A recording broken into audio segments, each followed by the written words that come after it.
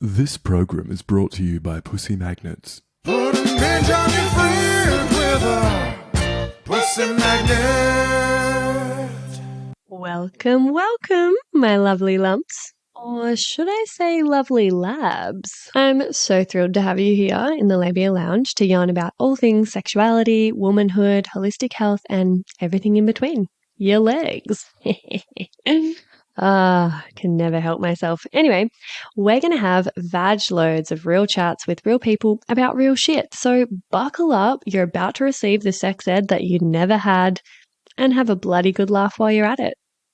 Before we get stuck in, I'd like to respectfully acknowledge the traditional custodians of the land on which I'm recording this, the Menang people. It's an absolute privilege to be living and creating dope podcast content on Noongar country, and I pay respect to their elders past, present, and emerging. Now, if you're all ready, let's flap and do this. Oh God, is there such thing as too many vagina jokes in the one intro? Whatever, I'm leaving it in. It's my podcast. Don't panic, you're not broken. Your sex education was a piece of shit. Get your flaps out and pull up the couch. It's the Labia Lounge. Hey labial lovers, thanks for joining me for another hang on the lounge today. I have got an old friend here perched on a clit cushion who actually got in touch with me and suggested that they might be a prime candidate for the potty because of their recent explorations into a new line of work involving erotic and sensual massage for the queer community, and how she's trying to normalize sex work as a service for women and not just something that's really common for men to patron. So I've got Han Marko here with me today. Han is like a delicious pizza, a solid base with many lush toppings. You can have her at any hour and she will still leave you satisfied. No, satiated. Sorry, I'm fucking up your bio, your perfectly crafted bio.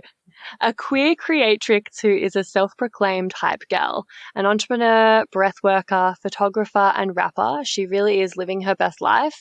But we aren't here to talk about those avenues. We're here to talk about Quinn Kush, who also accepts Quinn Crush, the alias for her oiliest offering yet. The ultimate experience of a queer erotic massage. Being a curious legend herself, Han was searching for a hot babe to give her a connected, safe, sensual rub down and couldn't find the right person. So just like that, she has created it and here to chat about her special, unique, erotic medicine that she is now offering to queer women. Did I get that right? Would you say that's kind of, yeah? It never stops sounding as good as what it sounds. Well, welcome, Han. Thanks for joining me. Thank you. Yeah, no, if this was my full-time job to talk about this and be in this, then let's go. I'll take the 9 to 5 if it's this job. I know, right? I wish I got paid for this shit. It would just be such a dream to do podcasting full-time. Okay, cool. So let's chat a little bit about how you got into this work, because I haven't sort of up until recently hadn't seen you for a few years, and we've known each other for 8 years or something. And yeah, last time I checked, you weren't doing sensual erotic massage. So I'd love to hear what kind of got you into it, and then what a session with you looks like, what's involved in a sesh with you.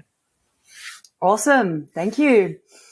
So basically, through the curiosity of going on my own journey to heal a lot of my inner masculine woundings, I ended up working with men a lot just at retreats, generally doing kind of like emotional processes and things like that.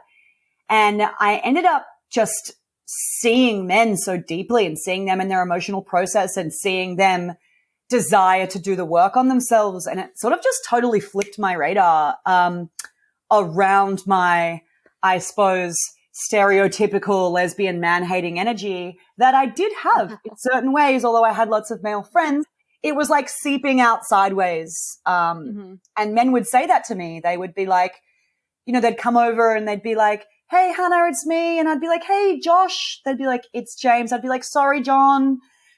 Really subconsciously not taking on, not kind of connecting with men as deeply as what Yeah. I desired to be doing. So Mhm. my classic Pisces extremist nature meant that all of a sudden I went from not being intimate or having men on my radar at all or being sexual with them at all for 8 years or so, all of a sudden to I want to go into sex work. And that was just, super wild for me. I had dipped my toes in it a little bit before doing erotic photography, which I was really enjoying, kind of rocking up as the fantasy photographer and taking photos of people and then sort of joining in certain ways. But I would only be joining in sort of with the woman. And anytime I had thought about going into this type of industry before, I'd always thought to myself, I could do this, but I just want to do it with women. I just want to do it with women.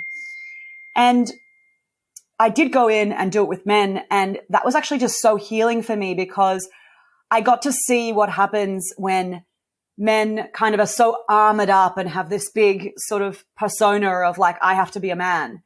And then they walk into this space and all of a sudden all their layers come off and they're soft and they're surrendered and they're in their nurturing, they're in their softness. And for me, witnessing that, being a part of that, felt like I was doing God's work.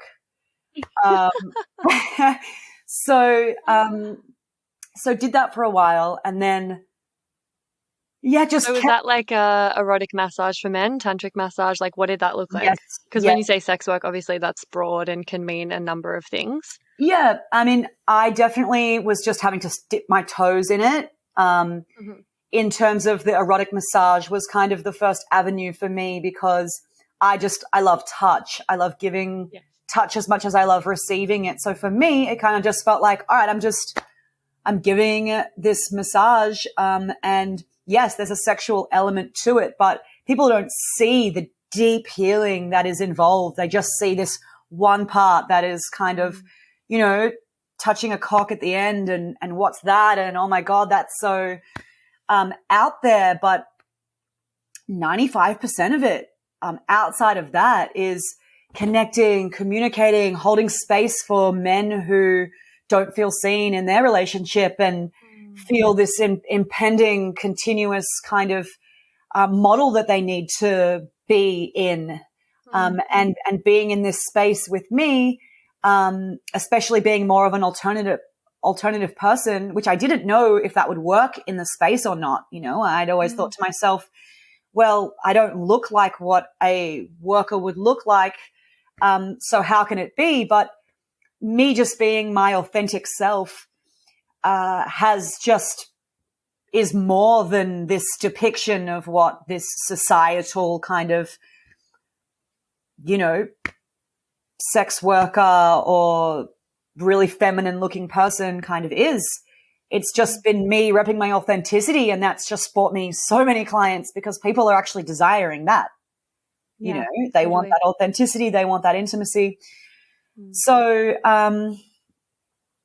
yes, doing that, I just got to the point where I was using so much energy because I'm giving such a strong, heartfelt, loving massage also, where I'm putting in so much energy every time, because for me, it has to be so connected and it has to be a spiritual experience. It can't just be like, wham, bam, thank you, ma'am. Like, that's just not how I roll.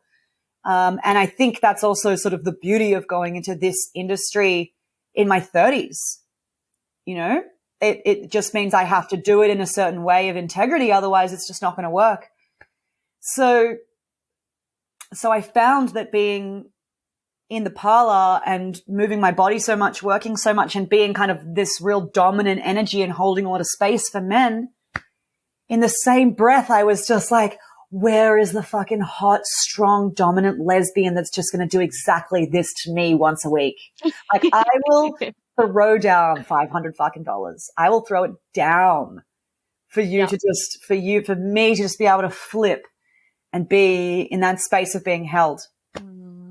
And I started to just be curious about it and look for that experience. And I just couldn't find what I was looking for. I couldn't find it. And And so I just decided to create it. I just decided, all right, let's go. Because I just thought to myself, if I'm looking for this, then other people are looking for this. And sure enough, people have been looking for it. And I imagine like not just lesbians and queer folk, like people that are just a little bit curious, or I mean, so many women are so fluid and maybe just haven't had any organic opportunities present themselves. But like, I feel like a lot of people are seeking that when they contact me, and it's not really what I offer.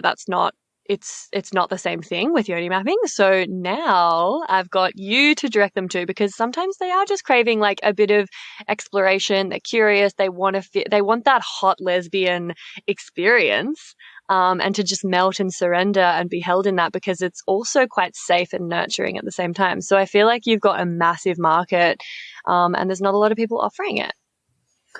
Yeah, totally. And I have already had really curious women come and have the experience, especially also older women, kind of women that are in their 40s that have sort of already been in partnership maybe with men, or been married or had partners and then had children, and then sort of gotten to their 40s and been like, wow, okay, let's go.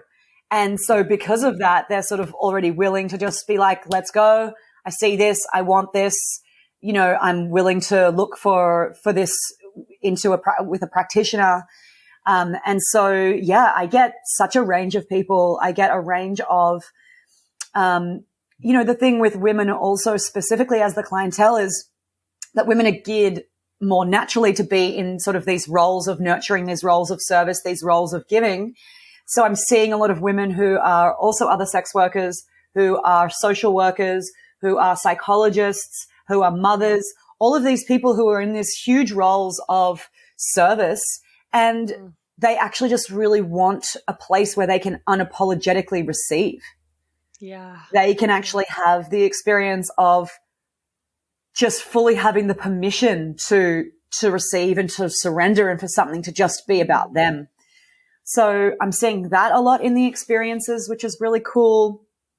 People who also haven't been in partnership or had lovers or intimacy in periods of time as well, which is also really beautiful, because I know that place as well. And so that's really healing experiences. And then, of course, we've got kind of more of the fluid community, more of the trans community, more of the gender questioning, sexuality questioning kind of community, which, to be honest, I don't even know what like half of my community that are experiencing these things were doing before this service was available, because, you know, we already as women understand the kind of body dysmorphia and body shame, and not that that's a strictly female problem, but there's a lot more of it kind of going on. And, you know, as well as that, imagining how it feels to be also, you know, a trans person with this sort of body dysmorphia, confusion, body changing, hormones,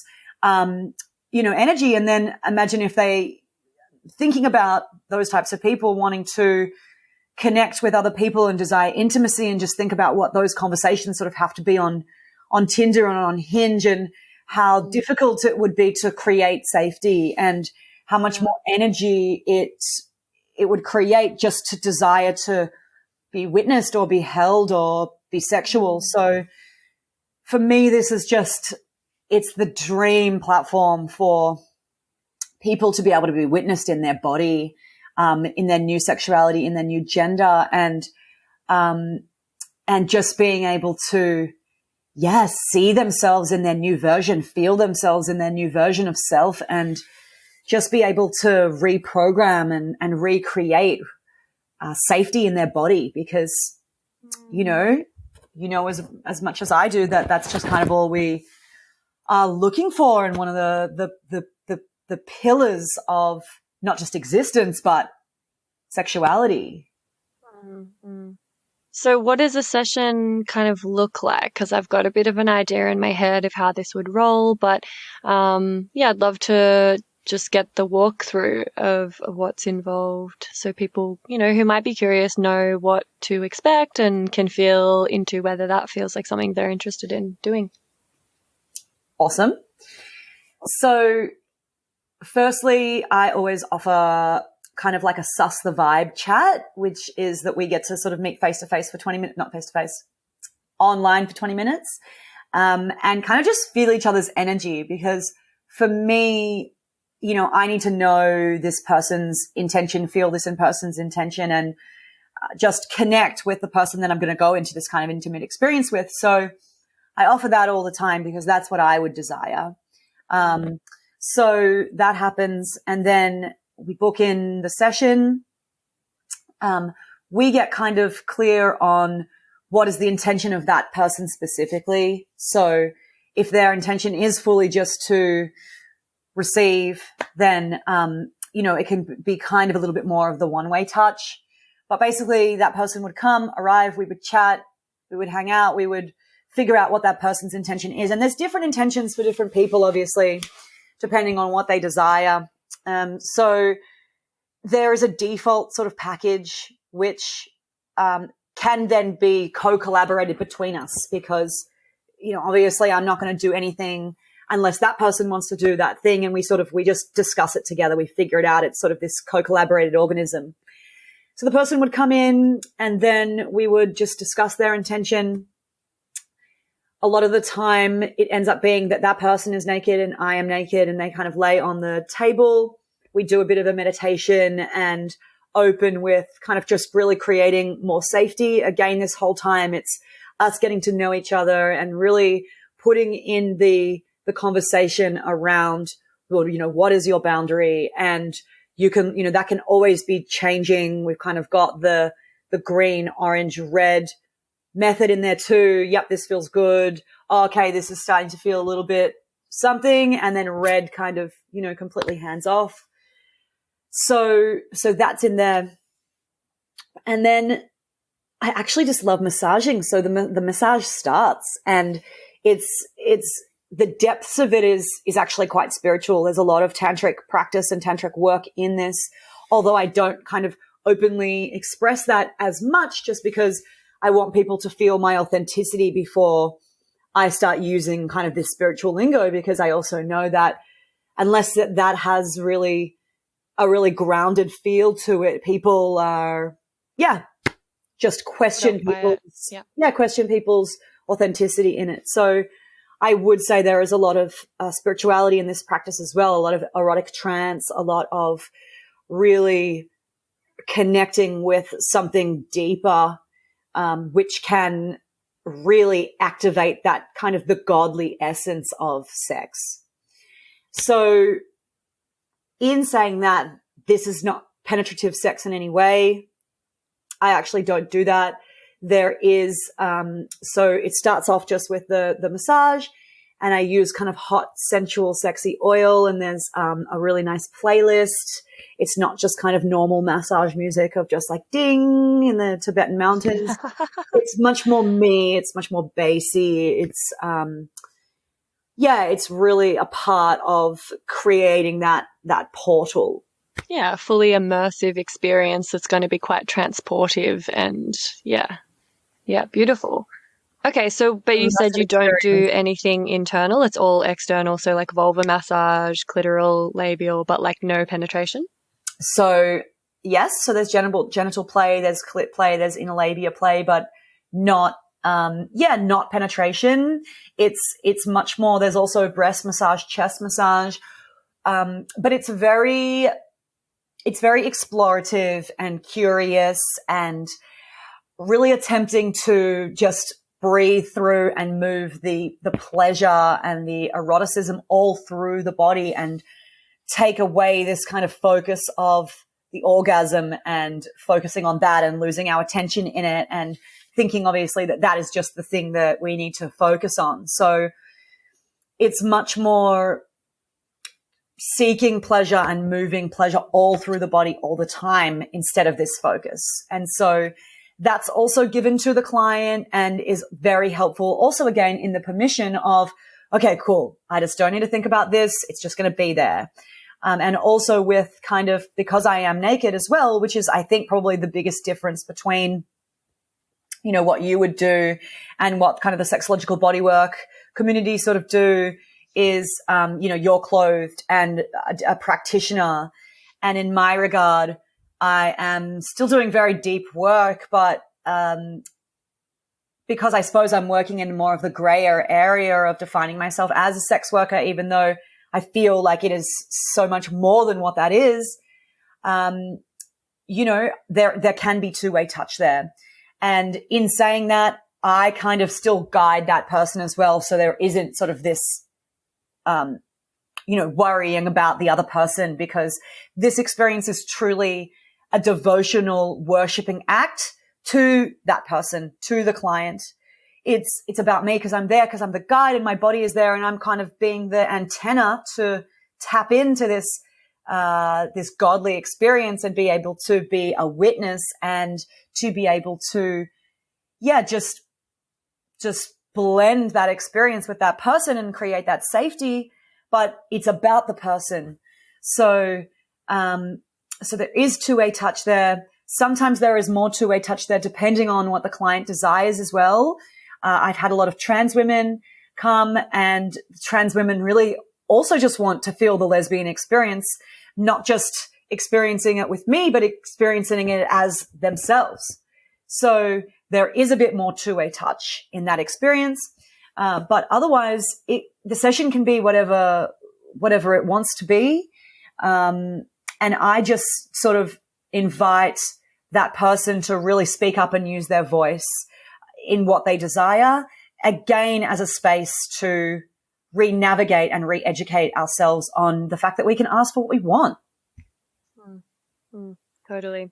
Yeah, and that kind of leads me into my next line of inquiry. You call it medicine, this work. And I understand why this is, but I'd just love to explain to listeners in case that seems like a stretch or they're a little bit like, but what's the difference between, an erotic massage or a happy ending or a medicinal immersive healing experience? Like what kind of takes it there? So do you want to just talk about I guess what sort of healing and nourishment women can get from this sort of service? Amazing. I would say that firstly, we are still all navigating what safety means in relationship, what safety means in our body, how to relate safely with people. And I guess because that is still something that we are only just learning to do, it is when we can create that, the experience of otherworldliness and sexual dimensions that open when all of these things are put in practice, and when we feel safe, we can surrender so much more, which means we're not trying to control and in our heads. It means we're in our bodies, So this is medicine because it's a therapeutic modality in the sense that we are trying to assist ourselves to not be in our heads and to have pleasure from our bodies and to be connected with our bodies. And a lot of the time it's unsafe for us to be in our bodies and to feel in our bodies because, we're traumatized. Everyone's got their own kind of wounding that just puts them up in their head. And then we have anxiety, and then we have depression, and then we have rumination, and then we have controlling things. And, it means that we can be less in that space of trust in our bodies, in our intuition, because that's been taken away from us because our boundaries have been overstepped. So in this regard, the medicine of it is that we're going into those layers deeper. It's not just this kind of, rub and tug energy, because we're going into so many layers deeper, and especially with women or more highly sensitive people, the heart needs to be activated. The safety needs to be there for the pussy to get wet. I just don't get wet otherwise. So that's, the power in it is kind of all the things that we do before. And also in saying that we're seeing this as a journey, because it is. It's a journey, just like we take on psychedelics, just like we can have breathwork journeys, just like people can have their vipassana meditation, yoga practices that put them into transcendental states. This is one. And I've had many that also come under the erotic umbrella, like being drawn, like being a life model, like having my photo taken sensually, tapping into your erotic energy when you can have it like a full body experience of tapping into it, where the body is used as a vessel and it's safe for that to kind of, you know, take over the body and be everywhere. We can be in this transcendental state. We can have these full, you know, these full experiential experiences that you can't explain in words. The ability for us to open up not just our sexual dimension, but our ability to heal ourselves through these experiential experiences, because we can tap into knowledge that's been hiding in our bodies. And many people have emotional processes during these experiences as well, because if they haven't been touched for a year and then all of a sudden there's this person holding this space and engaging with them about what they want and creating the opportunity for safe practice and intimacy, and then all of a sudden their chest is being rubbed and they're being held, and so much of the experience is about the nourishment. It's very soft core. It's very nurturing in a motherly way. I like to call myself like the Dom mother when I'm in there, because it's this kind of this firm sort of touch, this Kali energy of like, I got you, like I will hold you, don't worry. And also this kind of like, oh, you are a soft, sensual flower and you deserve it all, you know? And because that's actually what I'm feeling inside, I'm the container and the conduit for that loving presence, for people to re-feel what it feels like to feel held and worshipped and seen, and just, yeah. So it's very deep on lots of levels. And I feel super grateful that people trust me to be in this space, because it's a big space to hold as well. Hey, Babe Towns. So sorry to interrupt, but I simply had to pop my head into the lounge here and mention another virtual lounge that you've got to get around. It's the Labia Lounge Facebook group that I've created for listeners of the potty to mingle in. And there you'll find extra bits and bobs like freebies or discounts for offerings from guests who've been interviewed on the podcast, inspiring and thought-provoking conversations, and support from a community of labial legends. So head over to the links in the show notes and I'll hopefully see you in there. And now, back to the episode. So, yeah, I hope that kind of answers the question. Yeah. I mean, all of this is very relatable and resonates with me. Obviously, I don't do sensual or erotic massage, but I used to do more of that sort of tantric massage for men. And I would also do sacred spots. So that's like anal de-armoring and prostate massage, which is very, very vulnerable for men. And, you know, even in my sessions now, I'm not working with sexual energy, but it really does require of the practitioner to be striking that really beautiful balance of like fierce, nurturing mother, containing and holding space, and like, you know, just really like, I've got you, but then also the nurturing and the soft and the feminine and the loving and the gentle and the slow, and, you know, the kind of a really beautiful balance of the yin and yang, because that's what my clients are needing. And, you know, I think everyone needs that, but yeah, definitely. I feel like it's more rare for a woman to be able to receive that unique balance of energy in this way. And something that I would add to like why I feel like this work is very transformational, very healing, you know, we never really get touched in these ways when there's just zero expectation of us. We don't have to give anything back, that we're not like, you know, we're not being treated like a sexual object for the gratification of a partner. You know, you really are, as a practitioner, in service, and it's all for the benefit and the healing and the enjoyment of the client. And so for the first time, for some of these women, first time ever, they're able to just relax and surrender and enjoy being touched in a way where, you know, it's deeply respectful and consensual, but also like delicious and exciting and, and all of these things, and safe because, it's a held space. There's nothing being expected or demanded of them in return.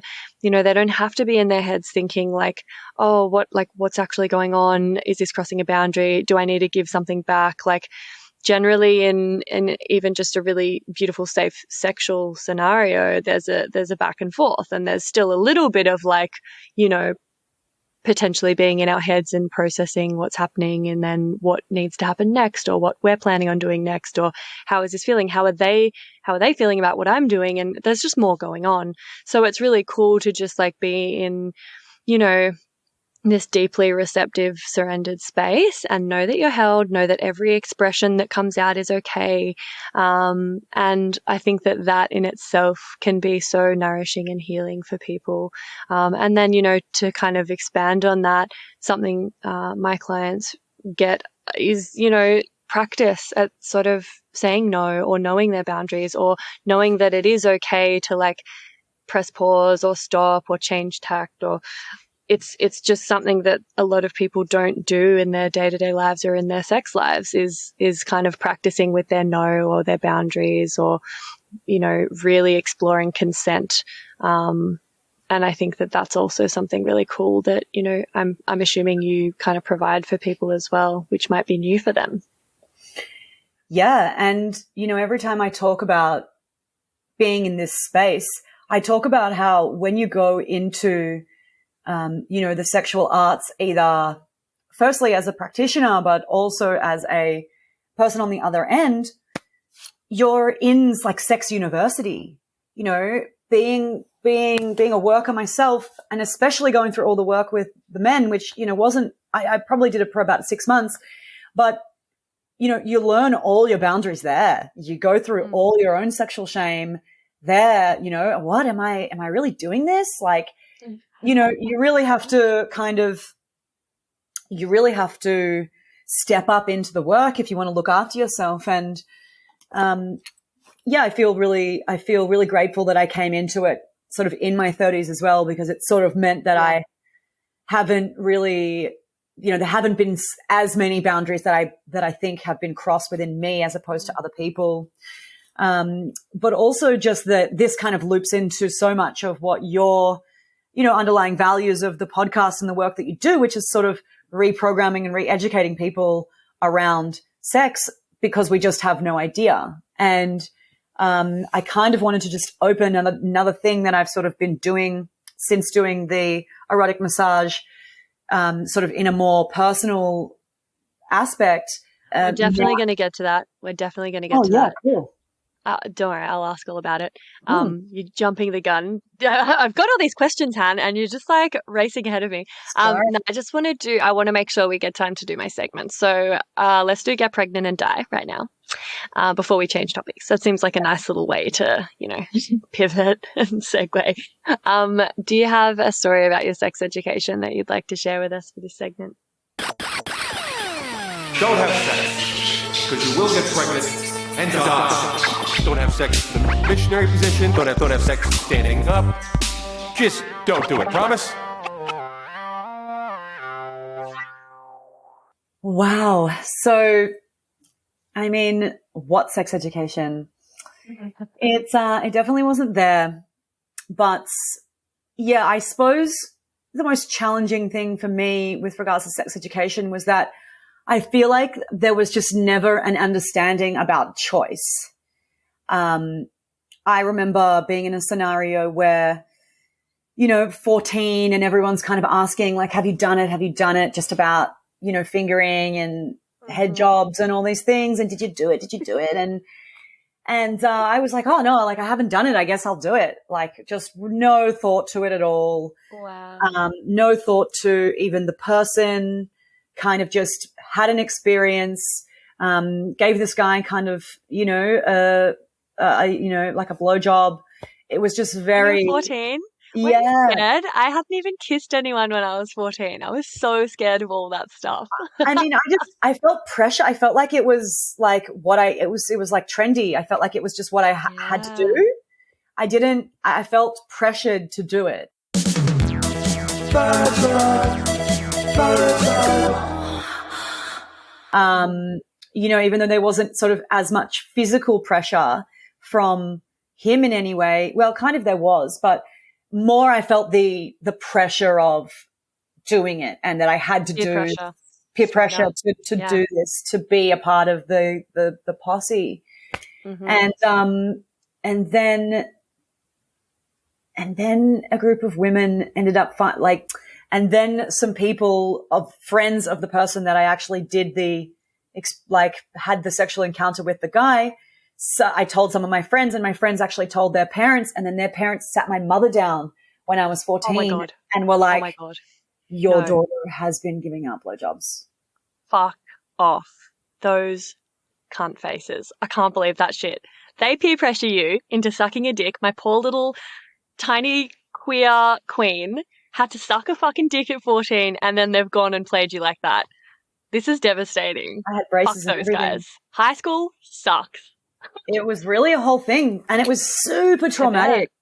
It was super traumatic, and I got into a lot of trouble, and a lot of sexual shame came up, and it was very. I completely shut down, and although I had lots of feelings about my sexuality towards women before this experience, I feel like this experience was so shaming of doing that kind of drilled into me that it was wrong to be sexual with men.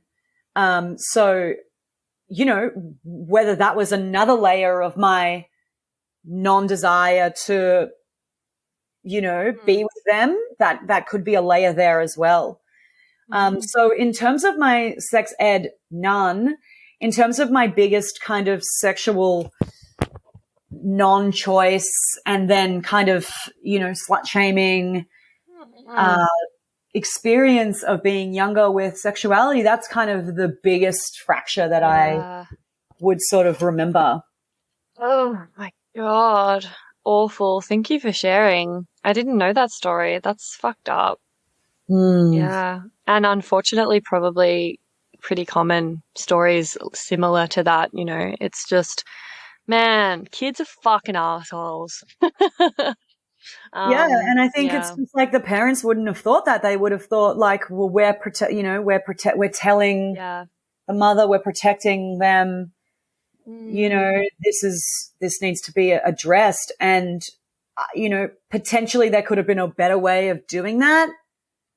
Or maybe the mothers could have gotten together and been like, wow, it's clear that our children have no idea what they're doing.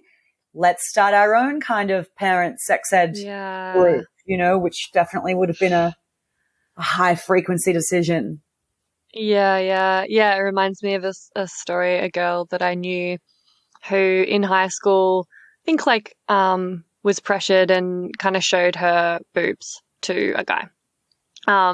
But then, I think people told her mum, and rumors spread, and the slut shaming started. And then her mum pulled her out of school and sent her to a different school, as like a bit of a punishment, and like that's not okay. So she kind of even got slut shamed by her mom, and oh God, sad times. All right. So before we move away from the erotic massage, I've got a couple more questions about that, and then I'd love to hear about these new kind of events and offerings that you've been experimenting with. In terms of the most common kind of reasons that clients will cite for coming to you, are you noticing patterns? Is it always just they just want pleasure and a release, nurturing? What are they coming to you seeking or needing? Yeah, so there's different experiences that people desire. There's different intentions that people have. I would say the deepest one is connection, to be seen, to feel connection to their own body, but also have that kind of physical connection. People are coming when when it's been a while since they've received intimacy. People are coming, to explore and expand their curiosity. I feel the time period for us right now is not only is queerness kind of so at the center point of people's, it's so normal for people to be expressing themselves now in this queerness, not just in their sexuality, but also their politics and their, the way they see the world. But in this, and at the same time, I feel, like sexuality and sexual healing is also sort of is having the pendulum swing. We went from queerness and sex work being really under the rug and kind of really demonized and getting really bad rep. And then it's sort of swung this other way where, there's so much more liberation now. So people are seeking liberation. And that's also what I'm kind of really assisting people to want to explore more, because connecting with our sexual essence is connecting with our deepest essence of self, and if we can go straight to that point of sexual healing, of intimate healing, then, the sky is the limit as to how much that can ripple into the rest of ourselves and how deeply that can kind of go into the core and assist with everything. If we are seen to be worthy in sexuality and sensual spaces, then, that's deep. That then can ripple off into our worthiness in all aspects of ourselves. So I would say people are seeking to love their bodies, to be in their bodies. People are seeking intimacy with another. And it's beautiful that people are showing up for themselves in this way. I love that. Yeah. Every time I'm just like, well done. Like, you should be so proud of yourself. You got all the way here. I mean, yeah, well, that's what I was going to say. Like, it's already a massive deal for just the way that we've been programmed and conditioned, as women to believe like our pleasure isn't as important. We're not worthy of it. We're not deserving. It's not something to prioritize. It's a luxury. Basically our pleasure is a total fucking luxury, and we shouldn't expect it or feel as though it's our birthright, which it actually is. And so that's already a big deal for someone to prioritize their pleasure, for a woman to prioritize their pleasure. Like, and then if you think about how absolutely like uncommon, it's so normalized and common for a man to go and have a rub and tug or see a sex worker, and it's like understood that like that is a need, they are getting a need met. It's way less common for a woman to do that, and so the fact that they're it's just real like pleasure activism, really. It's political as fuck to like go and be like, my pleasure is so important that I'm going to pay money and I'm going to go and like do this thing purely for my own pleasure. Like, that's powerful. And I'm wondering if there's like if you've noticed any, like underlying shame or embarrassment from clients, because it is less normalized for women to hire a sex worker or do something purely for their own pleasure. Like, do you ever find people are like wanting it, curious, interested, but also being kind of held back or like gaslighting themselves and believing that, it is like strange? Or because sometimes like I'll even have clients that are really like still a bit in disbelief that they've even booked a session and that they've done this and they've prioritized this, and they're a little bit like seeking reassurance from me that like it's okay, that they're there. Do you get any of that? Yeah, I definitely have really similar stuff come up. Most clients will tell me that they're nervous. Most clients will come in feeling really nervous. And again, sort of straight away being like giving them that guidance, and just sort of straight away being like, of course you're nervous. Like, this is a huge deal. I'm so proud of you. Sort of being in that and holding that is really normal. Giving permission. And also that like the fear and the nerves are in one the same as the excitement and the curiosity, so kind of flipping the narrative so that is really felt. But most people don't require for it to be completely confidential. Most people feel open enough to share that that's what they're doing. Sometimes there are people who, don't want to share that's what they're doing, and that's totally fine. And that's something that we can also unpack in the session. So the session is a minimum of 2 hours, because there's 120 minutes on the table And in this devotional act, there's also sort of me actually washing down the person as well. So there is a lot more of this kind of,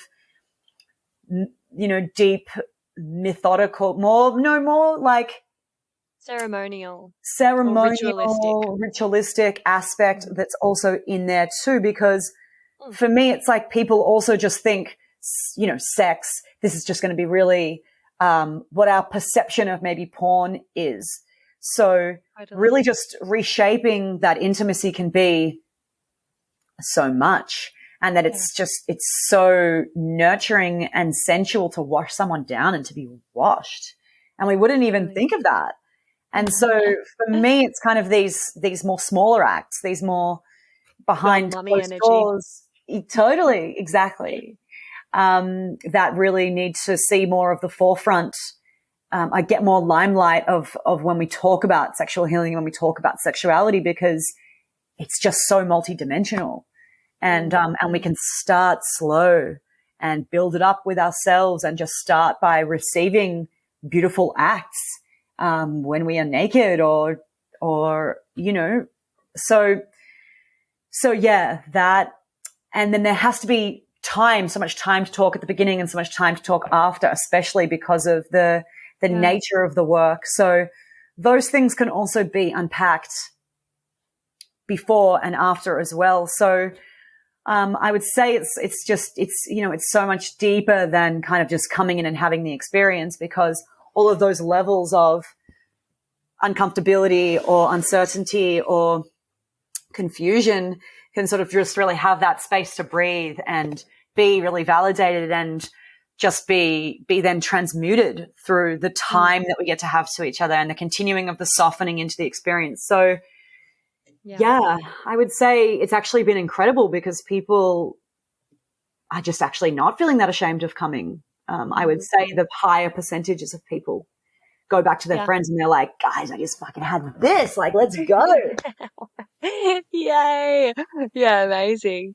So good. Yeah, and I imagine, if there is a little bit of a like shame spiral starting afterwards, because I feel like that can happen, after someone has been in a lot of pleasure and they've had this experience, some doubts and some shame can creep in afterwards, but then you've got that aftercare in place, and you can chat and you can validate and you can see them in that and reassure them where it's necessary. And yeah, I mean, it's a full beautiful kind of like held experience. So yeah, I would totally like recommend. I've already sent a couple of people your way actually that sort of came to me and probably just wanted something different to what I offer, more of an erotic sensual experience, more of a pleasure centric experience rather than like mine's sort of more therapeutic. But that's kind of another thing I wanted to ask, because sometimes I've had people who and this would happen a lot more with men when I was working with men, where like no matter what language you use, no matter how you try to market it and talk about how it's sort of ritualistic and it's devotional, it's not a happy ending. There's something a little bit more like reverent about it, and I would talk about it as like a tantric ritual, blah blah blah. People would still sometimes rock up and they want to come, and that's like their main goal, and they're very like goal focused, and that's like understandable. That's kind of how that's our sexual kind of modeling that we receive. It's the most common kind of blueprint in our society. Sex is anything to do with sex is about the orgasm, and men in particular very goal oriented about that. And I'm just wondering if you ever get kind of people that are like, well, I've like come all this way and I've paid all this money and I want they've maybe got an idea of what they want it to be in their heads, and you're feeling that pressure to give them this orgasm or, help them achieve this result that they're expecting. What do you do with the pressure of those expectations? How do you kind of divert them and help them? Because sometimes when that's happened to me, it's like, oh, I've really got to like try to gently refocus and remind them that the less expectations they have, the better, and try to divert some of that focus and energy and striving, because it's just far too much pressure to put on a session. And I imagine with women, like it's also just like more unpredictable and difficult to guarantee an orgasm at the end of it, compared to a rub and tug, like you can pretty much always get them there. What do you do in that situation? Yeah, good question. Excuse the interruption, my loves, but I'm shamelessly seeking reviews and 5-star ratings for the potty because, as I'm sure you've noticed by now, it's pretty fab. And the more people who get to hear it, the more people it can help. Reviews and ratings help me curry favour with the algorithmic gods and get suggested to other listeners to check out. Plus, they make me feel really good and appreciated as I continue to pour my heart and soul into creating this baby for you. And I promise I don't mazz over them or anything. I mostly just tuck them away for a rainy day when I'm filled with self-doubt and existential dread about being self-employed, which is fairly frequently. So you see, leaving a review really does make a difference, and it's an easy little act of support that you can take in just a minute or two by either going to Spotify and leaving 5 stars for the show or writing a written review and leaving 5 stars over on Apple Podcasts. Choose your poison, or if you're a real overachiever, you could do both. Whoa now. If you are writing a review though, just be sure to only use G-rated words because despite the fact that this is a podcast about sexuality, words like sex can be censored and your review won't actually show up. Lame. Anyway, what was that? Oh, you're going to go do it right now while I wait. Okay. Yeah. No, that's a great idea. May as well just quickly click that 5-star button before we get on with it and, forget about it and get on with your day. I'm hearing them roll in. I'm hearing those 5 stars. Oh my God, I make myself cringe. Anyway, thank you muchly. You're a total gem, and I'll let you get back to the episode now. There are some clients that I actually will help them with orgasming because that's actually their intention, and because they've kind of already done the erotic massage sort of path and they're a regular, I can kind of then go into assisting them with this. And especially because when I'm working with trans people, because of the hormones that they're taking, that really messes with the body. It really messes with, the sex center points, the sex organs. It's something that can be very frustrating because that type of release, especially with trans women who sort of, are used to being able to sort of release this testosterone, I suppose, all of a sudden can't actually do that because they've kind of got all of this other hormones and estrogen kind of in their body. So I do work in assisting people work towards that who are desiring it for more of a therapeutic, measure. So that's there. Again, with the kind of attempting to reshift other clients, it's also kind of a matter of, well, why do you desire to have this specific release? Like, can we just create the whole session as, more than what this just sort of one release sort of is? And also, I think the most important thing coming from this question is like trying to really shift that person to assist to open up their own self-pleasure practice so that they can learn about what I'm giving and what I'm doing and how they're feeling when there's that slowness and that curiosity all through the body. And how can they sort of learn to be wooing themselves, to self-pleasure themselves, to look for that orgasm that they want themselves. So I kind of just shift it back to that. Okay, if that's what you want, then try some of the things that I'm doing to you, to yourself in the other sextion. And in saying that, if people do end up orgasming during the session, just even if I'm doing kind of light, sensuality play, then it's also about not creating shame that that's happened. And just like, okay, cool, great. That's just what happened, sweet. So it's kind of just, at the end of the day, I think redirecting to how to create having, more sensuality with self to give yourself that experience. But in saying that too, I do offer it in certain ways. Like when I have been working with clients for a longer time as well, I can kind of work on more orgasms focused stuff, which kind of is a little bit more, has a bit more of the spiritual magic essence of it, because we're actually working with them wooing themselves and getting juiced up with themselves and orgasming with the intention of using that sexual energy and that pulsation of the orgasm to kind of have a intention sort of taken out into the world and blasted off into the world, because that sexual energy is so powerful and so potent and creates not only just life and children and people and existence, but it creates, it creates anything we want to come into fruition. It's creativity, it's creation, it's the strongest life force energy. So working with people who want to work with their orgasm to, I suppose, manifest more things that they want. Not that I really want to use sex magic. Sex magic is what's happening, and I don't go too much into it because I kind of want to keep it a little bit mysterious. But working with that is sort of something I can also offer to people once they kind of figure out a little bit more that I'm also, a witch as well as an erotic masseuse. Yeah, nice. So if you were to, and this is like pretty ridiculous question because it's such a complex topic and everyone's different, but through your work and your experience and your dykehood, what have you learned about, like, what would your best tips be on how to make a woman's body feel the most pleasure that are generally pretty reliable and like applicable to most women? Obviously everyone's as unique as a fingerprint, but are there some common things that you've noticed are like pretty across the board effective at, making a woman feel pleasure? Love it.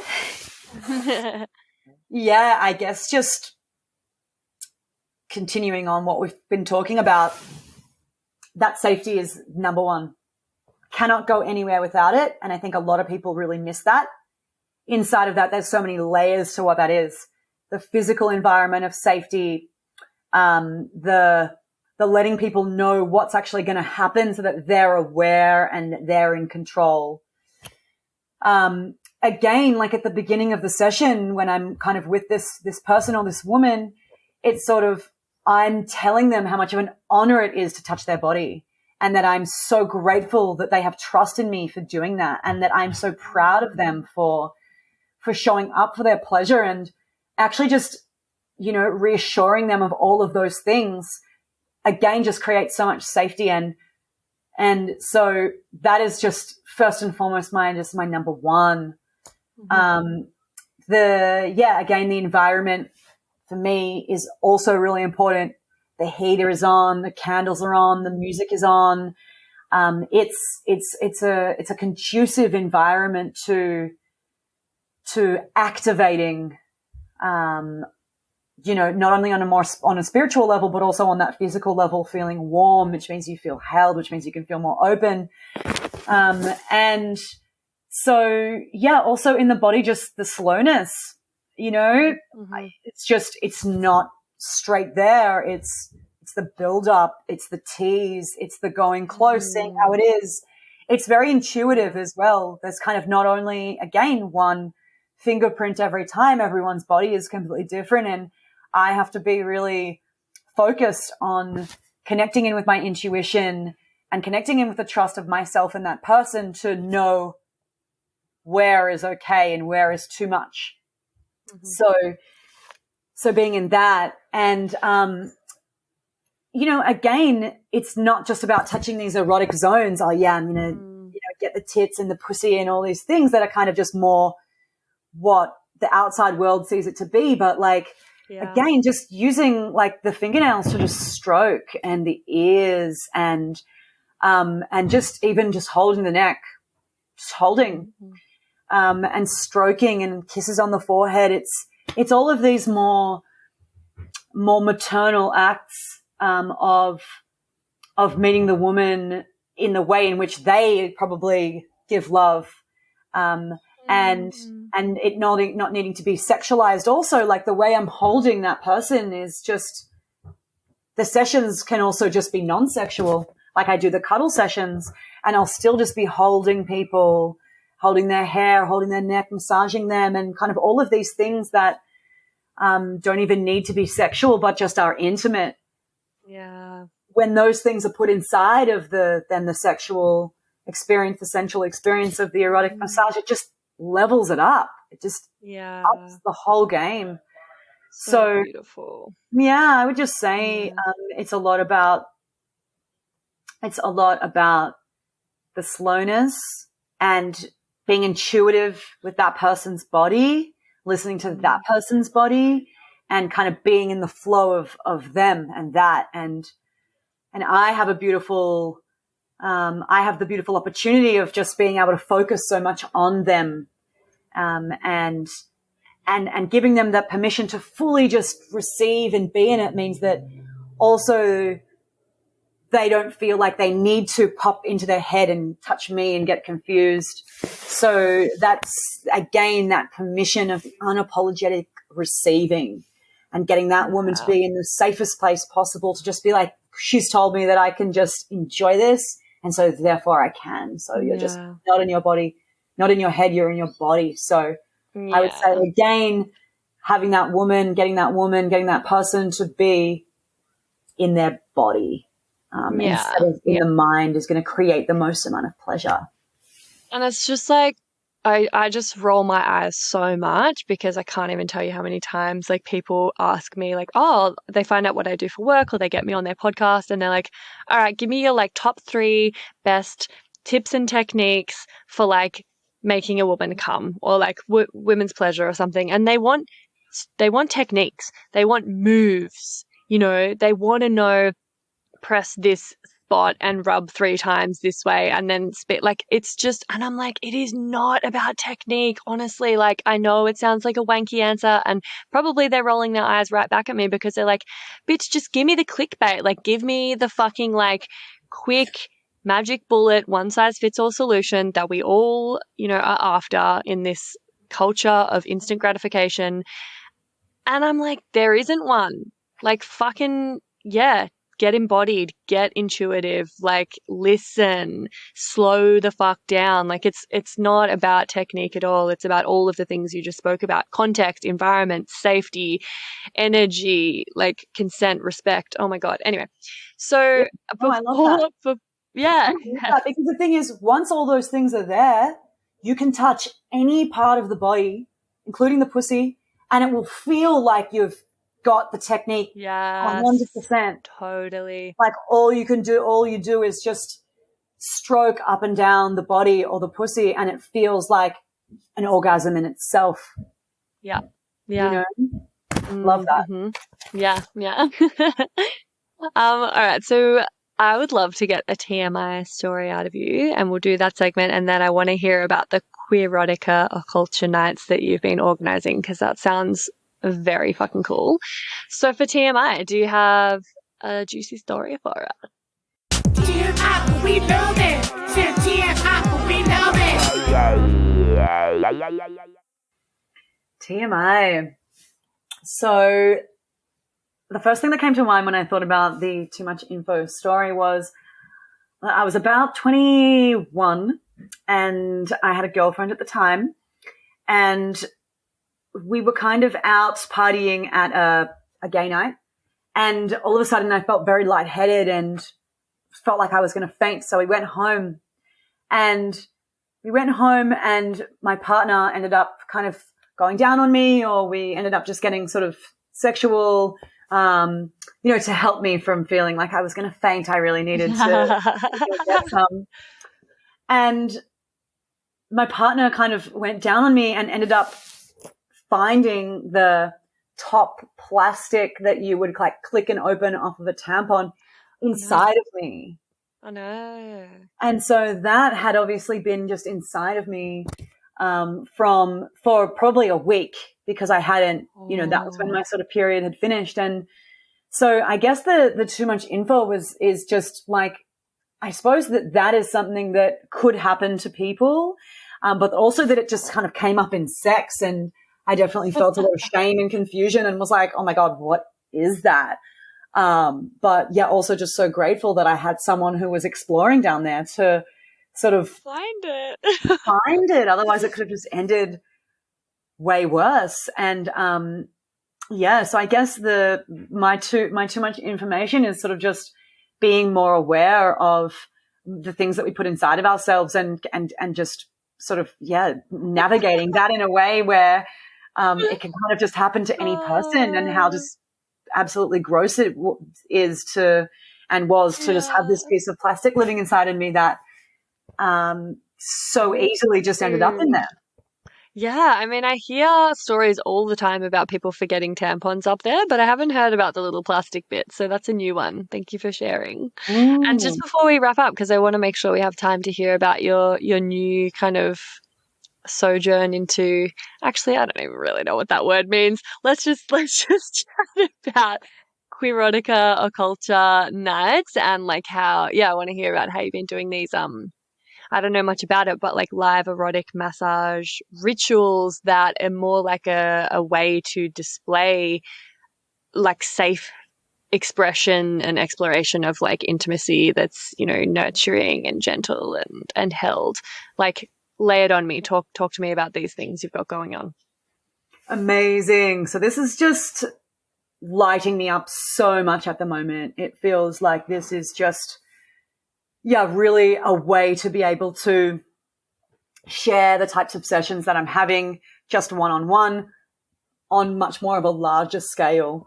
And as we've been talking about kind of that safety and that intimacy and that slowness and softness, how people can see and witness that on more of a bigger level. So for me, my first experience was that I was hired to do these live erotic massages in kind of like a queer, more femme sex on premises party, which are sort of beginning more and are at the beginnings of their sort of birth. There's always been these places for swingers and ISTA and gay man sex on premises sort of stuff, and it's sort of newer for the femme life. And so I was actually hired to be sort of like a pillar for people being able to come into a party and be able to witness sexuality and sensuality, but not feel like they need to sort of be involved in anything sort of straight away. Again, it's this slowness. It's this ability to kind of rewrite what we perceive sexuality to be, because, as well as I do that when we see porn, it's just so full on and so disembodied and so, non-consensual and not slow, and doesn't have that slowness and that ritual aspect to it. So doing that and being witnessed in that has truly been a whole other awakening of another dimension of my erotic creativity, but also my ability to feel liberated enough that I'm comfortable enough to share this with people and for people to see what can happen. And after this experience, people came over to me afterwards crying, like, thank you so much for showing me that intimacy can be safe. Like, oh my God. And then had another person come up to me afterwards, like, whoa, I've seen your stuff around, but I was so worried it was going to be really sexual and I was really afraid. And now I've just seen like, it's just so nurturing. Like I've just seen that it is just so nurturing. And also people who experience it and who experienced it on the night actually, as the people who received it, the touch, because they were also being watched, have sort of also said to me, this actually just shows me the bar of what I'm worthy of and what sexual pleasure can be and what intimacy can be. And in one regards, people feeling so happy and excited about that they've had that experience, and other people, again, like you said, having the come down and being like, whoa, is this like what it's supposed to be the whole time? Because I've never had this, and kind of having that come down of like, where the hell have I been? So the erotic massage live, I kind of don't like talking about it as a performance, because it doesn't feel like I'm actually performing, because I'm so in devotion and keeping my eye on that person and being with that person, that it is a ritual. And so I've been just, trying to tap into more spaces to have that as kind of like a live altar, a live a live ritual that people can kind of tap into and witness, and it can evoke something inside of them that can help them in some way. So putting myself forward for it's a transmission, I would say. Yeah. transmission is the word. Yes, love that. So doing that in all different spaces, doing that in life drawing and people drawing me kind of slowly in that act. And also this kind of segues into the Queerotica culture, which is the sort of monthly nights that I've been running, where again, through going to these kind of more femme sex on premises, sex positive spaces, not really finding one that I sort of really gel with. And from understanding kind of these temple nights that happen at Issa and in more of the sacred sexuality spaces, there hasn't really been sort of one that has hit the nail on the head for me in terms of queerness and kind of the edge of what I sort of need. And so just creating that space for people to come to and, mixing in that blend of queerness, of erotica and of occult themes, of magic. Hey, me again. If you'd like to support the potty and you've already given it 5 stars on whatever platform you're listening on, I want to mention that you can buy some really dope merch from the website and get yourself a Labia Lounge tote, tee, togs. Yep, you heard that right. I even have Labia Lounge bathers. Or a cute fanny pack if that'd blow your hair back. So if fashion isn't your passion, though, you can donate to my Buy Me a Coffee donation page, which is actually called Buy Me a Soy Chai Latte, because I'll be the first to admit I'm a bit of a Melbourne cafe tosser like that. And yes, that is my coffee order. You can do a once-off donation or an ongoing membership and sponsor me for as little as 3 fat ones a month. And I also have a Sunroom profile over on the Sunroom app, as I've mentioned. And I also offer one-on-one coaching and online courses that'll help you level up your sex life and relationship with yourself and others in a really big way. So every bit helps, because it ain't cheap to put out a sweet podcast into the world every week out of my own pocket. So I will be undyingly grateful if you support me and my biz financially in any of these ways. And if you like, I'll even give you a mental BJ with my mind from the lounge itself. Saucy. And I'll pop the links in the show notes. Thank you. Later. And so inviting people to come into these spaces that have a tarot reader and an amazing altar for someone to be able to hold space and there be a pillar there, and also kind of bring in these oracle cards and the magic of, that any person that you sit in front of or that you're doing sort of a process with and just sitting there and reading these little oracle cards that have prompts on them, that is medicine that is there for you, and that person is just a mirror of something that you need to see or feel in that time. As well as that, having people bathe each other, like we were talking about, that worshipping, that softness and that intimacy that's just really slow, that doesn't need to be sort of sexual. So offering that to people, offering for there to be a hot tub, offering for people to take their top off if they want to, but that the space is first and foremost about you reconnecting with your sensuality and your sexual essence with yourself first. And then if you want to, and it opens up and you feel safe enough to, and you have a connection with someone, exploring that. But also, again, taking the pressure off of, I'm going to this sex night. Like, oh my God. Take the pressure off that at these spaces, there's life drawing and there's sensuality and there's sensual photography and all the things that have put me and evoked my sexual essence there for people to try.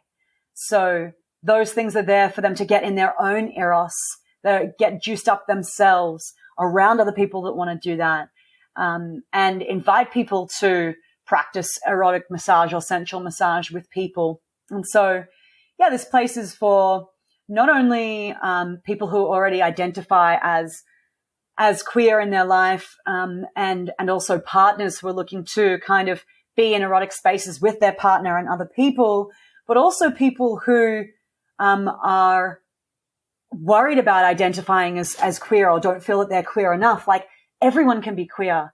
Everyone can be can explore this. And I want this just to be for not just people who are already identified that, but as people who might not, sexually identify as that, but identify as that in their clothes, in their politics, in their livelihood, but just happen to kind of be dating a man, or that's who they're with. But, I hear a lot of people talk about, well, I don't feel queer enough.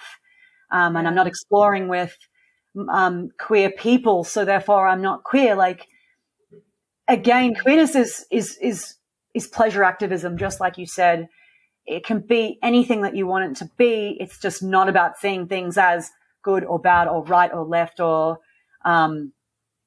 putting a square peg in a round hole. It's about that fluidity. It's about that non-binary energy. It's about those nuances. It's about, that ability to be more authentic with yourself, because you want to be, as queer people, you kind of have to go straight into that authenticity because you need to work on your sexuality because it's presented to you. So in this regard, it's kind of, I want it to be a portal for people to be able to connect more with the essence of who they are on any level.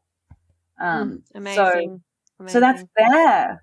Sick. They sound epic, those nights. I'm going to pop links to your website and social media in the show notes so people can kind of follow and find out when the next events are on. And Han is also offering 10% off a session with her for my listeners. So get into the Labia Lounge Facebook group to get that discount code when I've got it, and or get in touch with me or Han.